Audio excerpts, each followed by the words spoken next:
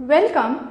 Now, when I was I was working with the students to solve the test series that they had sent in. I had students coming up with questions that were asked from previous year's papers, how to write those and what does examiner expect in those questions. So I thought of, rather than answering them personally to each and every student, I should cover those here. So this is a kind of new initiative that we have started, and we will work from 2012 onwards papers. Now I have chosen 2012 specifically because I believe that it was from 2012 that the pattern of examination was changing somehow, and you have a kind of more of contemporary focus that was introduced starting 2012. So what we will be covering in our next classes would be, we will cover the paper from 2012 to 2015. We'll be covering both paper 1 and 2. We'll try to cover the papers in separate sections. So right now in this class we would cover paper 1 section A. So just the four questions of section A we would cover. So in this all these classes we would try to explain how to write about the answers, and in which question what kind of answer does an examiner expects. So when I was working with test series, I have found that there are three things that students usually lack when writing answers, that I believe is the focus for scoring good in any subjective paper. So you have content, flow and presentation. So these are the three things. Now the students which are mainly appearing for UPSC from a non-geography background lack highly in the content. So they are not sure about the terminologies that they are using, and they are not able to relate two concepts that are present. So they understand geomorphology as separate and climatology as a separate ambit. So content is primary requirement for those from non-geography background. Then is flow and presentation. Now this flow and presentation is a kind of mix and match that most of the students end up with.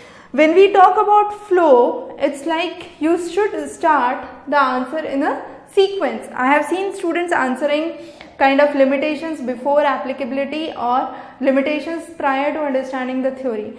So those are a kind of incorrect flows, and even if you are explaining certain concept, you should be able to relate those with what you have explained in the previous paragraph.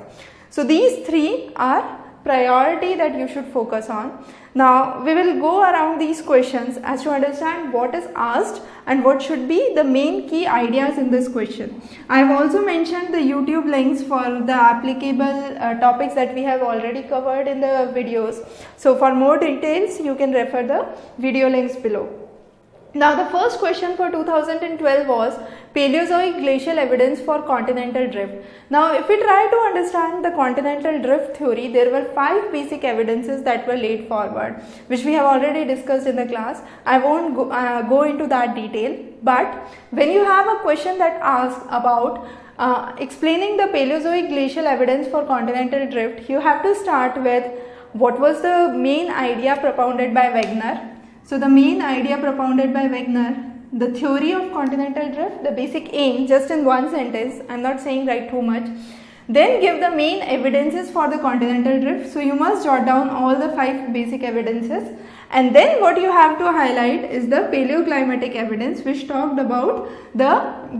was talked about the glaciation period. So you had the region of Antarctica, Australia, South Africa and parts of South America, and you had the South Pole at Durban. So this region you had a huge cover of ice sheets, and that ice sheets led to the huge sheets, and also you could explain the paleomagnetic evidence here in summary, which talked about the concept of polar boundary. So you have, this would be, I could say, a proper layout with at least this diagram, which would explain how you go around in the Paleozoic glacial evidence question. The next is systems approach to landform analysis. Now this question, a huge number of students asked me this question, but if you come down to the syllabus of UPSC, you have the first topic under geomorphology is factors controlling landform development, and this is nothing but a refined form of that topic. So what is asked here is you have to explain none of the thing in atmosphere is wasted, it's kind of circulated in the atmosphere. So you have mountains, the erosion takes place, then you have the lake bodies and the water bodies where you have the deposition that takes place, which leads to formation of geosyncline, and that geosyncline eventually leads to formation of landform. So you have to explain the various processes that exist, which can be either external in nature or internal in nature. So when I talk about internal phenomena, it could relate to isostasy, plate tectonics, then you have the lithification, the metamorphism of rock, the rock formation. When I talk about external processes, you can explain weathering, erosion, gradation, mass wasting, landslides. So all those would be part of the external geomorphic processes, and all these ultimately lead to formation of landforms. So the key idea here is to understand how a landform is formed. But before that, you should just explain in a simple language that there can be 4 basic types of systems that we work around: the open system, closed system, morphological and cascading system, which we have already talked about in the systems class, which is related to human geography. But as I said, you need to relate concepts here. So you must be sure that you must explain these terms, and you must explain that landform analysis works as an open system where we are trying to exchange the internal and the external processes. So this would be a kind of framework that would give you an idea what to write about in systems approach for landform analysis. So it's not just the systems approach, but its application to landform analysis. The next question is, compare and contrast tropical and temperate cyclone. Now this is an easy question, most of you must be clear about it, so I don't need much to explain here. The only thing is, whenever a question on compare and contrast is asked, and if you are confident on what to write, it's better you depict your answers in a tabular form. So you write temperate cyclones and the tropical cyclones, and most interestingly, if you have a further good command, you can write the topics or the points that you would be taking it. For example, region of origin, then you can write the temperature, the latitude in which they are present, the key features. So you can classify the points here, and then you can mention this happens in temperate, this happens in tropical. So you can say the region is both land and sea, here it occurs only in the ocean, then here it occurs in the mid latitude region, the temperate cyclones occur in the mid latitude region, and the tropical occur in the lower latitude, so on and so forth. So this is a kind of direct question that was asked. Now the components of IGBP and another question on earth science, both of these were related to contemporary topics that were in that were important in that 2012. Now if you are asked about question which talks about components of IGBP, first of all you must know what is IGBP, then only you can answer the question. So when answering the question, you should start with introduction to IGBP, the vision of IGBP, and then work around the major components. So when I say introduction, you must mention that the International Geosphere Biosphere Program talks about the phenomena of global change. However, this was closed down in 2012 and it is led by International Council of Scientific Unions. So this is a kind of introduction. The vision is to mobilize more research and develop key aspects of sustainability, work more around the physical, biological and the chemical processes together. The components is a kind of 3+3 combination that you must mention. So it's focusing on land, water and air, not only the 3 components but the merger of land and air and water and land and water. So total 6 components that are primarily important. Besides these 6 components, it focused on 2 other components, that is the pages, the past global changes which talks about the paleoclimate, and finally you have the analysis, integration and modeling of earth system which talks about what earth models to set up for future. And all these worked around with 4 joint projects which were focused on carbon, water, human health and food security, the key aspects under the sustainable development goals. So you could explain these in a similar fashion. So this would be a correct formulation for answer for this question. The next is different layers of ocean water above the abyssal plain. So we have already covered the various layers.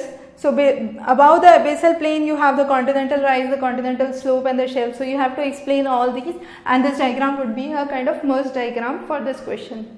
Next, now this was an interesting question because most of the students were confused here considering Bosch and Heldenheim to be some of the people who gave some theory related to slope replacement. However, if you go back to this video, you would understand clearly the theory of slope replacement was laid down by Planck, and Planck under his theory of slope replacement classified under the 3 stages. The last stage was the declining stage of erosion. You had the increasing, the stable and the declining stage of erosion. So this declining stage of erosion talked about the stage where you have a complete stopping for the upliftment, no more upliftment occurs, and the only thing that occurs is erosion. This stage, he explained, could be divided into 2 sections, the Heldenhagen, that is the wash slope or the basal slope towards the base. This slope is more steeper in arid areas as compared to humid areas. And finally, the Borstel-Wand, the term that he used in his writings, and the which was also the gravity slope or the slope which moves down by the gravity and is maintained by the angle of parallel retreat. So he tried to explain these 2 under his declining stage of erosion, and then he explained this wash finally leads to formation of small inselbergs which could be seen as the end product of the cycle of erosion, and that were known as the end rums. So this was what you had to explain here, was the theory of Planck basically, and his last stage of the theory. The next question is classification of air mass. Explain how CP air mass affects the global system. So what you have to start here with is what are air mass. They are homogeneous masses of air which have a kind of uniform temperature and pressure. Then you have the type of air masses that could be classified. So you have the continental air mass and the maritime air mass, C and M, that could be written, and then you have towards the poles, the polar areas and the tropical areas. So you have CP, CT, MP and MT. So these would be the 4 basic classifications for the air mass. Then you have to explain CP as the cold, dry and stable air mass, and then explain CP in detail. So this would be the correct answer for this. Next question. Discuss how different types of mining leads to different type of environmental problems. Now here, first of all, explain the various types of mining. So the most common minings you have is the open cast, open cut or open pit mining. A good example is the Bingham Canyon copper mine in US, which we have already talked about when we talked about the environmental issues. Then you have the seabed mining that occurs under the sea, and the underground mining that occurs mainly for the extraction of gems and precious metals. Now all these 3 minings affect the environment. When you have the open cast mining, we already talked about the example of Bingham Canyon, where we said the lower villages are at a risk. You have the extracts that are released from these mines which affect the periphery areas, and they affect or cause environmental degradation. A similar example is marble mining. So you have the region of marble mining, and the waste product of marble mining is slurry. What happens is slurry runs away across the surface, and the most important part is wherever the slurry goes, it deposits a kind of white crust on the surface, and that deposition leads to a kind of that land becomes dead for vegetation to occur, and that whole region you don't find any kind of vegetation or new plants coming up. So these are some of the drawbacks which you can explain case by case, and you can take out one example for each and explain how it affects the topography or the region. So when I say underground, it affects the sinkhole, it affects the water quality that is being provided, the underground water table is being affected under underground mining. When we talk about seabed mining, you can explain how fishes and algae are killed, and those are affected in the mining activities. The next question is adaptation and distribution of animals in the Ethiopian realm. So in the postal course we have covered in detail the Wallace realms. So under the Wallace realms you have these basic realms, and what you need to focus here is the Ethiopian realm, covering the area of mainly the area of African continent. What you need to cover here is the desert animals, which is the porcupine. Then you have the savanna animals, which are giraffe and zebra. Then you need to cover the various tropical animals which exist towards the Congo region. So you have the chimpanzees and gorillas. So you need to focus on one and one in detail in the Ethiopian realm itself. The next question is impact of cryosphere on global climatic change. So when we talk about cryosphere is a region which is deposition of ice on the water surface. Now this ice on the water is very important because this regulates the heat flow on the earth. So this snow or the ice which is deposited on the surface of the water towards the polar region reflect the sun rays. So it causes or it prevents earth from undue heating. Also, if there is a damage to cryosphere, what would happen is there would be melting of the waters, of the polar waters. It would lead to more warming. It would lead to release of greenhouse gases in the atmosphere. So cryosphere is definitely important for Earth's surface. You have to explain that. And also the most important thing is if there is any global climatic change that occurs, the poles are the first to be affected. So when we say poles are the first to be affected, cryosphere again becomes important. This question I believe is again important with the contemporary issues related to the environment and the Kigali summit that is in news. So you must focus on this again.